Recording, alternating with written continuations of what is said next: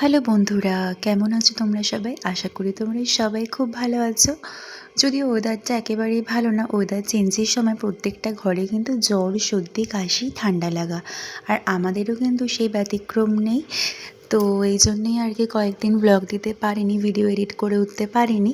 দেখো সকালবেলায় উঠলে কিন্তু যদি ভোর ভোর ওঠা যায় না, সারা দিনটা যে কত সময় পাওয়া যায় সারা দিনে কি বলবো। একটা না আগেকার দিনের কথা ছিল জানো তো, যে সকালবেলায় আকাশ কেমন থাকবে, মেঘলা থাকবে না রোদ ঝলমলে থাকবে, সেটার ওপরে কিন্তু নির্ভর করে যে সারা দিন কেমন যাবে। কিন্তু এখন তো দিন পাল্টেছে, এখন এই যুক্তিটা একদমই আমার বোকা বোকা বলে মনে হয় এই কথাটা। কারণ হচ্ছে সকালের দিকে দেখলাম হচ্ছে বৃষ্টি, অথচ বেলা বাড়ার সাথে সাথেই দেখলাম আকাশে কত সুন্দর সোনালি রোদ্দুর। আবার হয়তো কিছুক্ষণ পরে মেঘলা করলো, মানে এটা বিশেষ করে বর্ষাকালের বৈশিষ্ট্য, তাই না বলো?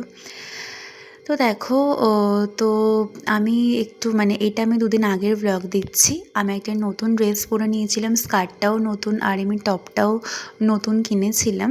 আর ওদিকে দেখো বাবান কি মানে ও রাস্তায় বেরোলেও হচ্ছে আমার কোল ছাড়বে না। ওর পিপির সাথে বা ওর মিমিদের সাথে যখন বেরায় বা শুধু ওর বাবার সাথে বেরোয় তখন ঠিক আছে, কিন্তু মা থাকলে মায়ের ও কোল ছাড়বে না, আর নিজের খাওয়া খাবে না, ওকে এগুলো খেতে দেবে। কতই সাহস দেখো।